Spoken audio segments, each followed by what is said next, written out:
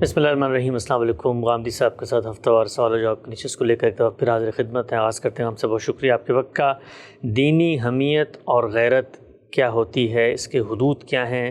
عام طور پر ہم مذہبی علماء کی بحثیں دیکھتے ہیں، جب کسی دینی موضوع پر ان کا اختلاف رائے سامنے آتا ہے تو یہاں یہ لفظ بڑا زیر بحث رہتا ہے، جی حمیت کا تقاضا ہے، اور یہ ایک طرح سے غیرت کا تقاضا ہے۔ ہمارے تو شاعر بھی یہ کہتے ہیں کہ حمیت نام ہے جس کا گئی تیمور کے گھر سے۔ ہم سب آپ کے بارے میں بھی یہ کہا جاتا ہے کہ بڑے سے بڑا مشکل دینی موضوع ہو، مشکل حساس ترین مسلمانوں کے جذباتی لگاؤ سے متعلق کوئی ایسا مباحثہ ہو، لیکن آپ بہت ٹھنڈے میٹھے انداز سے اس پہ گفتگو کرتے ہیں، لیکن آپ کے ہاں جو ہے کوئی حمیت غیرت، کوئی اس کا تقاضا نظر نہیں آتا۔ اس کی کیا وجہ ہے؟ حمیت، غیرت، بھوک، پیاس، جنس سب جبلتیں ہیں۔ ان میں سے کوئی چیز بھی دین کا کوئی حکم نہیں ہے۔ ان جبلتوں کے ساتھ ہم انسان پیدا ہوئے ہیں۔ اس وجہ سے بھوک لگے گی تو اظہار ہو جائے گا، پیاس لگے گی تو آدمی پانی کے لیے لپکے گا، جنس کا داعیہ پیدا ہوگا تو تسکین کے سامان تلاش کرے گا۔ ایسے ہی کسی موقع پر انسان غیرت میں آ جاتا ہے، اس کے اندر حمیت پیدا ہو جاتی ہے، کسی چیز کے لیے غصہ آ جاتا ہے۔ یہ سب چیزیں انسان کے لوازم میں سے ہیں، یعنی انسان کے طور پر انہی جبلتوں کو لے کے پیدا ہوا ہے۔ تفوق کی جبلت، برتری کی جبلت، انا مجروح ہو گئی ہے، یہ بات میرے لیے شدید رنج کا باعث بنی ہے۔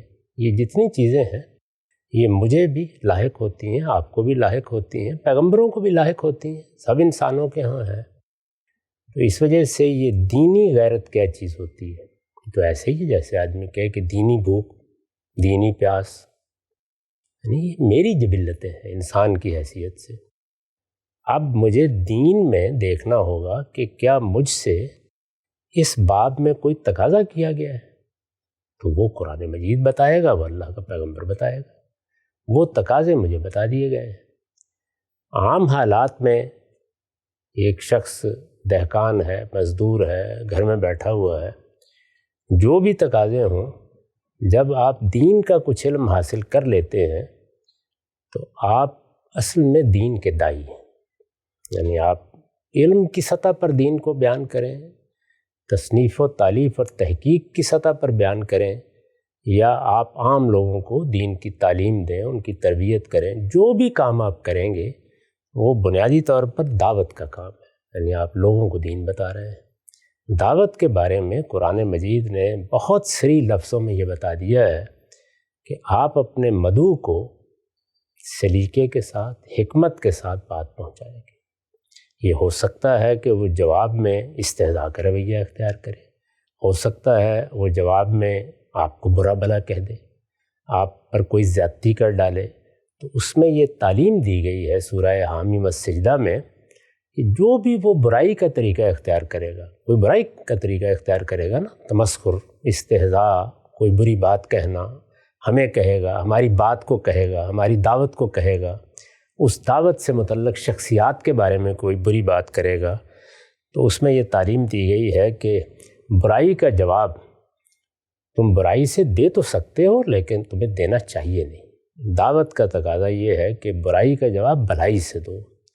اور اس میں یہ بات مزید کہی گئی ہے کہ یہ وہ حکمت ہے جو اللہ تعالیٰ کسی بڑے نصیب والے کو دیتا ہے۔ تو یہ تعلیم دی گئی ہے، تو اس لیے اس تعلیم کو سامنے رکھ کر دین کی دعوت پیش کرنی چاہیے، استدلال کے ساتھ بات کرنی چاہیے۔ جب کوئی آگے سے غلط رویہ اختیار کرتا ہے، اور وہ بڑے سے بڑا غلط رویہ ہو سکتا ہے، تو پہلا کام یہ تو نہیں ہے کہ آپ خود بھی اسی حماقت پہ اتر آئیں۔ پہلا کام تو یہ ہے کہ آپ یہ جائزہ لینے کی کوشش کریں کہ اس کے اس غلط رویے کا باعث کیا ہے۔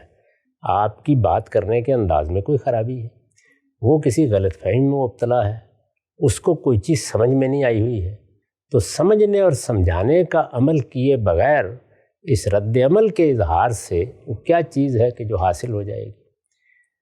تاہم اس کے ساتھ ہمیں یہ بھی بتایا گیا ہے کہ جہاں نہ کوئی دعوت کا موقع ہے، نہ بات کرنے کا کوئی محل ہے، کوئی چوپال لگی ہوئی ہے، کسی کلب میں بیٹھے ہوئے ہیں، وہاں لوگ احمقانہ باتیں کرنا شروع ہو گئے ہیں۔ وہ اللہ کے بارے میں، اللہ کے پیغمبر کے بارے میں، اللہ کی کتابوں کے بارے میں، دین کے بارے میں فضولیات کر رہے ہیں، تو وہاں بھی کیا کہا گیا؟ وہاں یہ کہا گیا کہ اس مجلس سے شائستہ گریز کر کے اٹھاؤ. یہ لوگ کوئی اچھی بات کرنے لگ جائیں گے تو پھر شریک ہو جائیں گے. یعنی وہاں بھی یہ نہیں کہا کہ آج کے بعد قطع تعلق، بلکہ جب تک لوگ اس بات پہ مصروف ہیں گریز کر جاؤ. اگر تم بات کر کے ان کا رخ کسی اچھی گفتگو کی طرف بدل سکتے ہو تو یہ بھی اچھی بات ہے، اور اگر وہاں سے تھوڑی دیر کے لیے اٹھ کے دوبارہ شریک ہو سکتے ہو تو ہو جاؤ. کوئی آدمی دو بدو حماقت پہ اتر آئے تو کیا تعلیم دی گئی ہے؟ عارضاً الجاہلین، وہ جہالت پر اتر آیا ہے، اب اس کے ساتھ کوئی مباحثہ کرنے کی ضرورت نہیں، قالوا سلاما، اس موقع پر صاحب سلامت کر کے بات ختم کر دینی چاہیے. تو قرآن مجید میں تو ہم کو یہ تعلیم دی گئی ہے، اس وجہ سے ہر حال میں اسی تعلیم کو اختیار کرنا چاہیے. میں یہ تو نہیں کہتا کہ میں غلطی سے پاک ہوں اور میں ہر وقت اسی تعلیم پر عمل پیرا ہوتا ہوں، لیکن میں کوشش ضرور کرتا ہوں کہ اسی پر عمل پیرا رہوں. یہ جو تعبیرات ہیں یہ قرآن میں کہاں استعمال ہوئی ہیں؟ یعنی کہیں آپ نے دیکھا ہے کوئی دینی غیرت، دینی حمیت نام کی کوئی تعبیر اختیار کی ہو قرآن مجید میں؟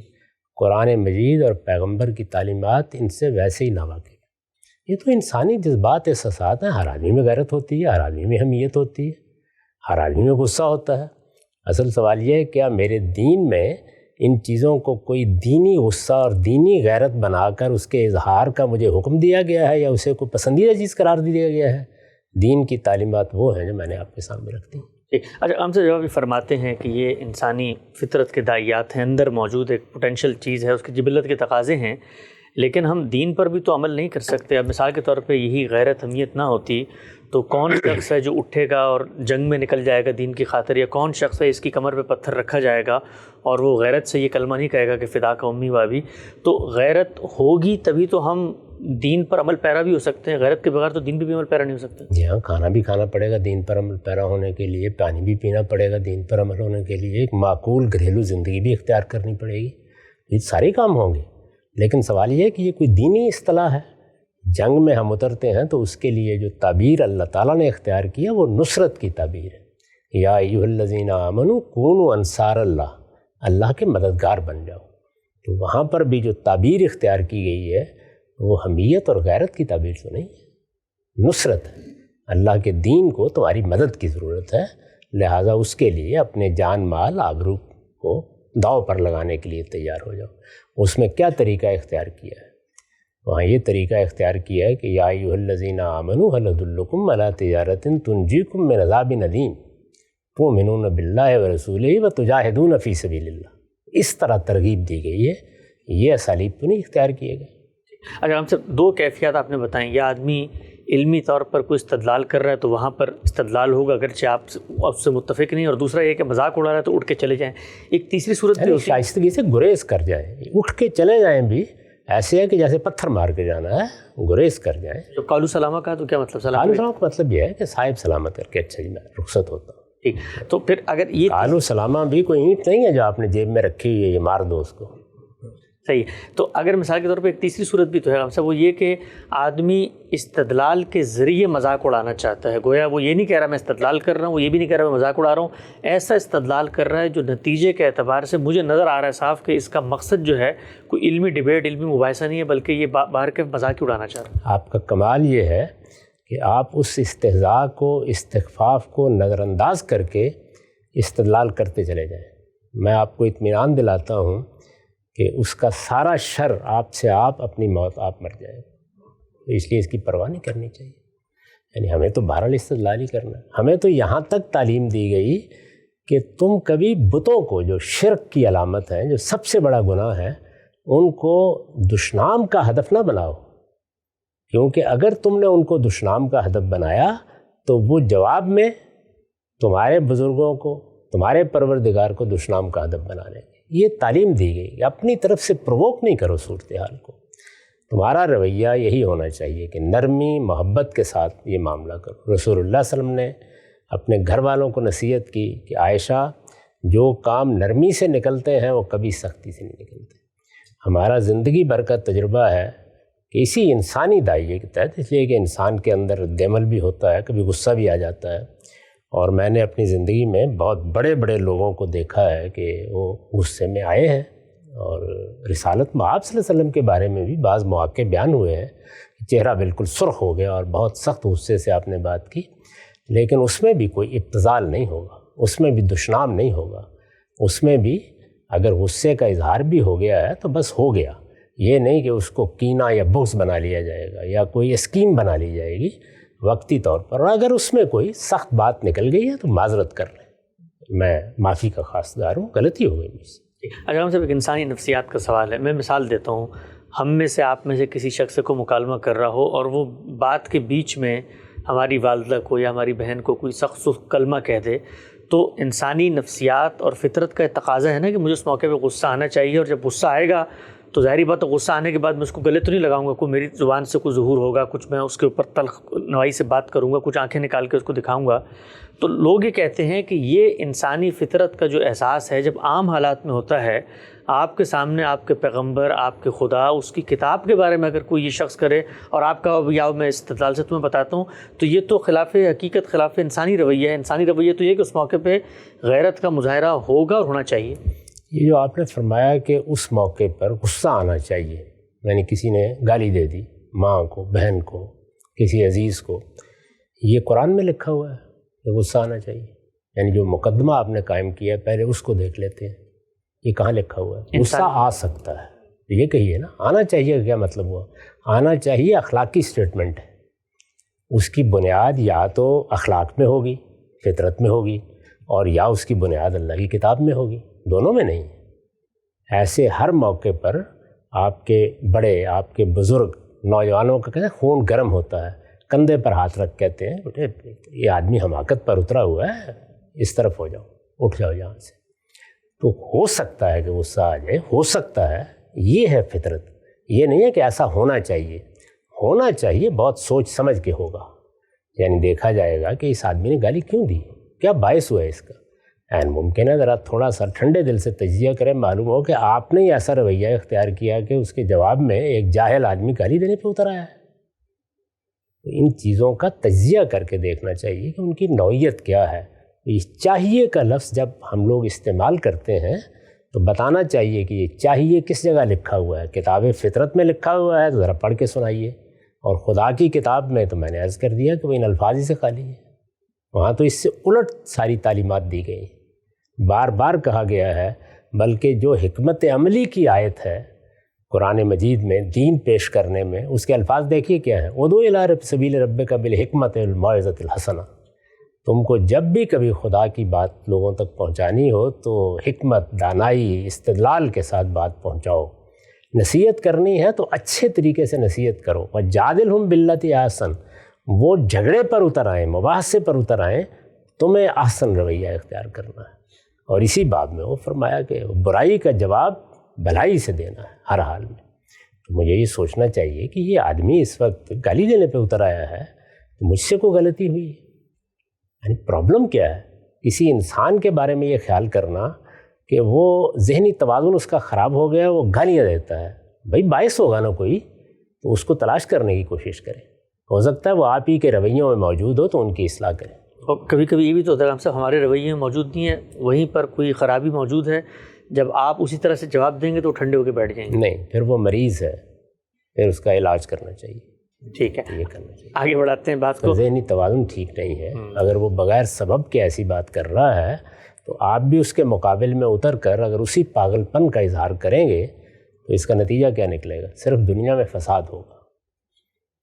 اب میں یہ بات نہیں کہہ رہا کہ کسی وقت انسان سے صبر نہیں ہوتا، وہ کر بیٹھتا ہے، یہ انسانی فطرت ہے، لیکن یہ نہ کہیے کہ یہی کرنا چاہیے، یہی مطلوب ہے، یہی صحیح رویہ ہے۔ صحیح رویہ یہ ہے کہ آپ ہر حال میں استدلال پر قائم رہیں گے، نرمی سے بات کریں گے، دوسرے کی غلطی واضح کریں گے۔ مجھے تو اپنی پوری زندگی میں پبلک لائف میں گن سکتا ہوں کہ 6-7 واقعات یاد ہیں جن میں جیسے ہی رد عمل پر میں قابو نہیں پا سکا تو اس کے نقصانات انتہائی شدید ہیں۔ ٹھیک، واضح ہوئی بات، آگے بڑھاتے ہیں سلسلہ گفتگو۔ اچھا رام صاحب، آپ نے کہا کہاں لکھا ہوا ہے قرآن میں یا مثال کے طور پہ کہاں دینی لٹریچر میں اس کی ترغیب دی گئی ہے؟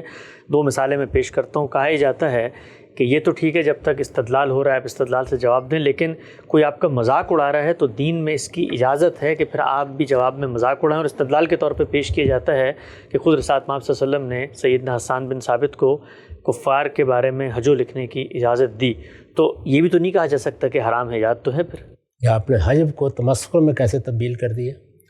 یعنی حسان بن ثابت یا دوسرے شعراء بعض اوقات شاعری کے انداز میں ایک بات بیان کرتے ہیں، تو قریش کے شاعروں کی طرف سے قصیدے لکھے جاتے تھے اور وہ حجبیہ قصیدے ہوتے تھے بعض، یعنی اس میں رسالت پاک صلی اللہ علیہ وسلم کے بارے میں، مسلمانوں کے بارے میں حجب کہی جاتی تھی۔ حجب ادبی اسلوب میں دوسروں پر غلطی واضح کرنا ہے یا دوسروں کی کمزوریوں کو نمایاں کرنا ہے یا ان کے عیوب کو بیان کرنا ہے، تو جواب میں ان سے بھی کہا گیا کہ ذرا حجویہ انداز میں جواب دے دو ان کو، یہ بالکل اور چیز ہے۔ اس میں بتانا چاہیے متعین کر کے کہ اچھا یہ بات کہی تھی انہوں نے، وہ بات اخلاقی لحاظ سے کیسی تھی کیسی نہیں تھی، اس کو دیکھا جائے گا۔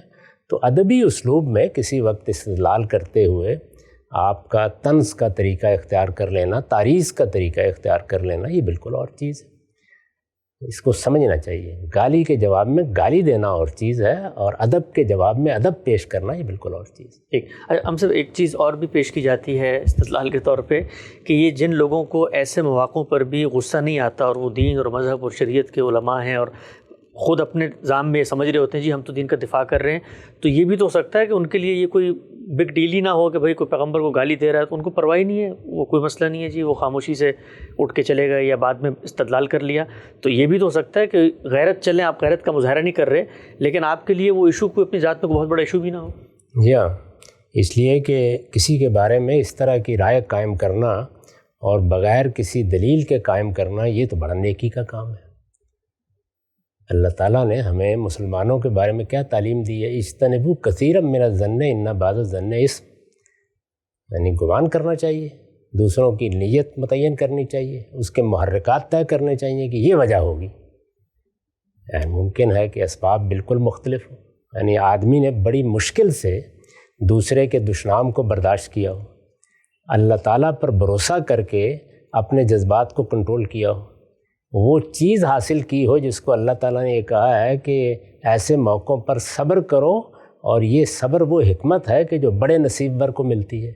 تو آپ ایک صابر انسان کے بارے میں جو ہو سکتا ہے کہ اپنے اندر میں یعنی بہت بڑے مراحل سے گزرا ہو اور تب اس نے اپنے اوپر قابو پایا ہو، یہ کہہ رہے ہیں کہ ہو سکتا ہے اس کو پرواہ ہی نہ ہو۔